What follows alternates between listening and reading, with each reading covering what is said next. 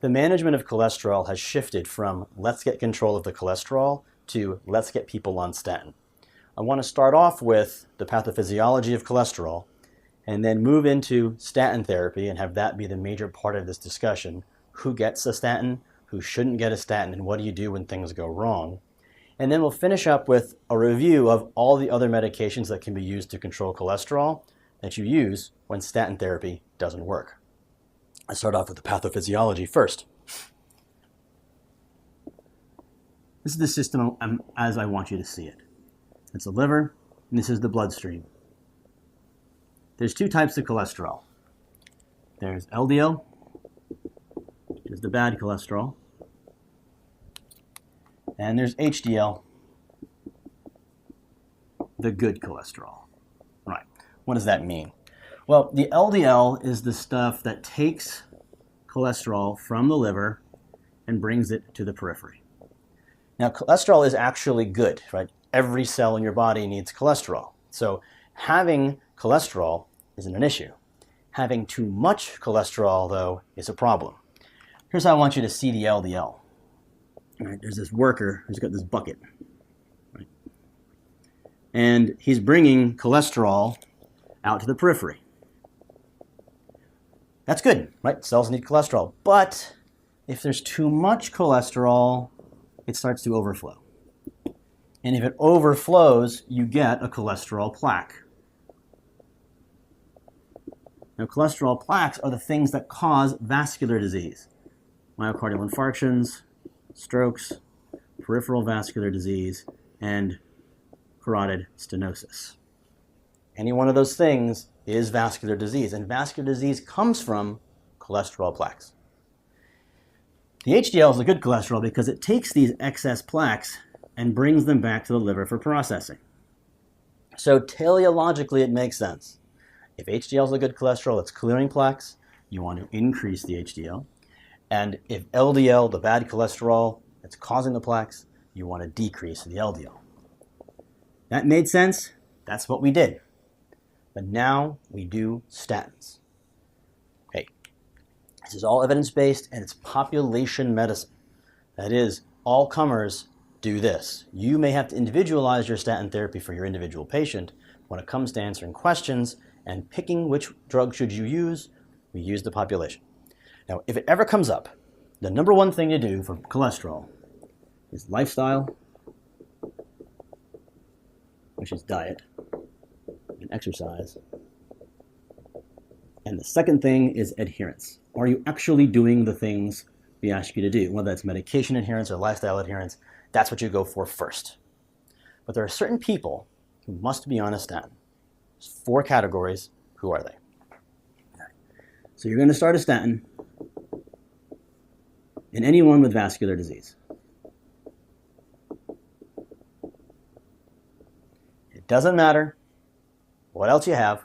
You got vascular disease, you're on a statin. And vascular disease is MI, CVA, PVD, and carotid stenosis. The second group is anyone with a really high LDL. Get them on a statin. The next 2 groups, there's a lot of modifiers, so you have to pay attention. If someone doesn't have the LDL requirement, that is, their LDL is between 70 and 189. It's not really low, but it's not really high. They get a statin if they're the right age and they have diabetes.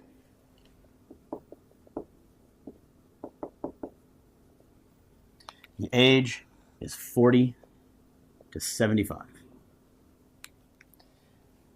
The fourth category is very similar, so pay attention. The LDL is 70 to 189, so not really low and not really high. They have the age, and they have a calculated risk. That's high. The age, 40 to 75. So these first 2 things are the same for 3 and 4. The only thing that's different is, do you have diabetes?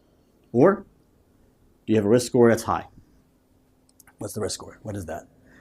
You're not going to have to calculate the risk. You can log on and use the calculator. It's incredibly flawed, but the idea is, what's a 10-year risk of this person dying from a heart attack? So what are the risk factors for heart attack? That's what goes into the calculator. You're going to be looking at things like hypertension, smoking, obesity. And we've already considered dyslipidemia because we're talking about statin therapies. And we've already considered diabetes because it was in number 3. Now, the other things are going to be age, greater than 45 for a man, greater than 55 for a woman, and family history. So you put all these things into a calculator, they give you a score. Don't worry about the score percentage. Just recognize who gets a statin. People who already have disease. People who have really bad LDL. If your LDL isn't that bad, but it's not good either, then if you have diabetes or a lot of risk factors for heart disease, you get put on a statin, so long as you're between the right age. And the goal is always, always high intensity statin.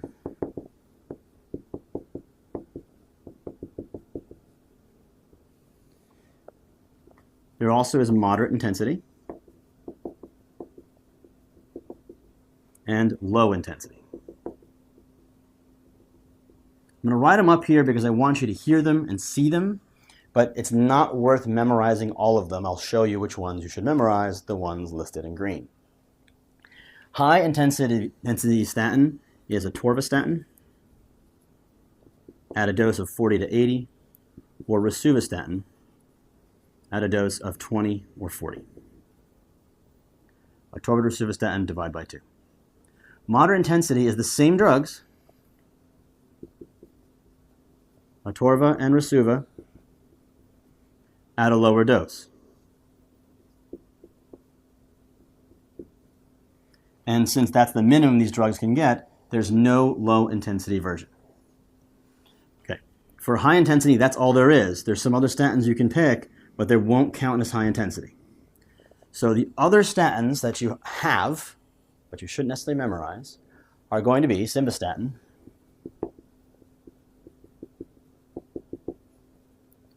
pravastatin,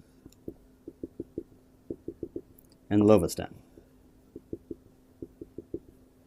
Simva, Prava, Lova. Recognize their names, but don't memorize them.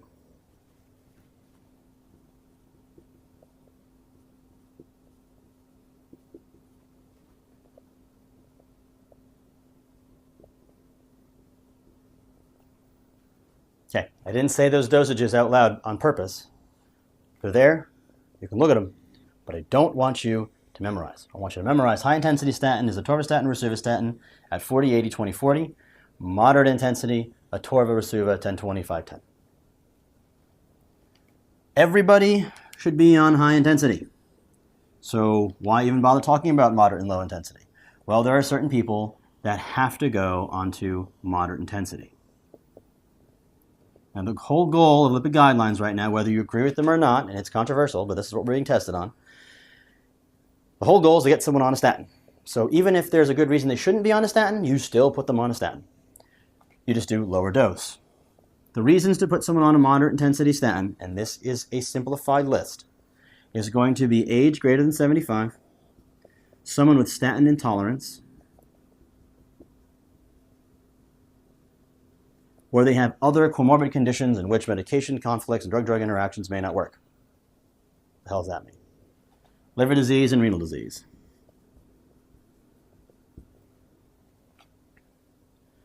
All right, it's a lot of memorization. So I'm going to say it again, just so it sticks. You have vascular disease, high intensity statin. You have really high cholesterol, over 190, high intensity statin. You don't have low cholesterol, I wonder if you need a statin. Are you kind of old and have some vascular disease risk? High intensity statin. You can't handle a high intensity statin for whatever reason, still put you on a statin, just at a lower dose. All right, so what then do you need to do before and during statin therapy? It used to be that we checked very frequently LFTs and CK levels because we know that statins can cause myositis and hepatitis. Turns out that you just order a bunch of tests and you didn't really need to do anything about it. So here are the new recommendations. You do need baselines, right? And that's very useful because you need to know, is the statin doing it? So before you start someone, what you're going to do is check the lipids, of course. That's how we start the whole process to begin with. an A1C to make sure they're not diabetic, because if they're diabetic, they're going to get put on a high intensity, and the CK and LFTs. Right? You want to know what they were before you started statin therapy. And then you're going to say, okay, do we need to do routine assessment of these things? Lipids can be checked at a year. A1C only if diabetic. You don't need to continually assess the A1C. And you do not routinely check the CK or the LFTs. No need to do that. You do check them when you develop symptoms. If you have muscle soreness, weakness, muscle pain, check a CK and a UA to make sure you're not getting rhabdo. And if you have hepatitis symptoms, check LFTs. What do? Statins cause trouble. If you get statin-induced myositis or any myopathy associated with statins, stop the statin. If you get statin-induced hepatitis, what do? Stop the statin. That makes sense. But the current lipid guidelines say, put them back on statin once it goes away. Just go to a lower dose. Once you get over the problem, restart at a lower dose. Remember, statin intolerance went from high to moderate intensity. And that's statin intolerance, myositis or hepatitis. Okay, so that's statins. We're going to leave this board, so I want to review it one more time. I'm really hammering it home. Who gets a statin? Let's talk to you in a different way. Everybody gets a statin. If you have disease and you're over 40, you get a statin, like any disease. The only person who doesn't get a statin is if their cholesterol is really well controlled. If your LDL is less than 70 and you have no disease, chances are you're not getting a statin. They're probably not going to be mean to you and give you a 39-year-old person. So if you have vascular disease or an LDL greater than 190, it doesn't matter what your age is, doesn't matter what your comorbid conditions are, statin. The wild card comes in when you're between 40 and 75 and LDL between 70 and 189. So what you're looking for is LDL less than 70. Chances are they'll have no vascular disease, no statin. You're also looking for an LDL greater than 190. Doesn't matter, get a statin. Here's where you want to spend most of your time memorizing to get the answer right. High-intensity statin is atorvastatin or rosuvastatin. All these patients are supposed to get high-intensity statin unless they can't handle it, greater than 75, statin intolerance, liver and renal. The way you get them there, though, is to start them at moderate intensity and work your way up to high intensity so they don't get statin intolerance. Statin intolerance is myositis and hepatitis, in which case you stop the statin, but resume it at a lower dose. Now let's talk about those medications that we used to use, but will still pop up on the test. So to speed up this next part, I've already written them on the board for you. I'm just going to breeze right through them. Statins we talked a lot about. They lower the LDL but can cause myositis and elevation of the LFTs. Fenofibrates like gemfibrozil will lower the total cholesterol but increase the HDL. Right, so they used to be really good. These are second line. Use fibrates when statins are not able to be used. They also cause myositis and elevation of the LFTs, so generally you don't want to use them together, statins and fibrates.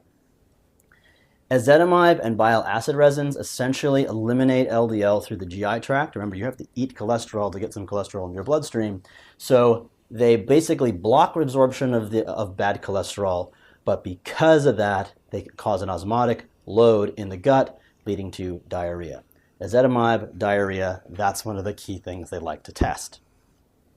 And finally, niacin. Niacin, if you look at its good effect, it sounds like it's great, right? Based on the pathophysiology, it increases the HDL, that's good. It decreases the LDL, that's great. But in practice, niacin didn't really do anything. But it has this really cool board association that keeps getting tested. So if you see the word niacin, you should think flushing. And in order to get over the flushing, you prophylax with aspirin. So remember, the goal is get people on statins, but if statins don't work, pick one of these, and where they're going to go is fibrates if you can't get a statin, ezetimibe causes diarrhea, niacin causes flushing, treat with aspirin. That's cholesterol.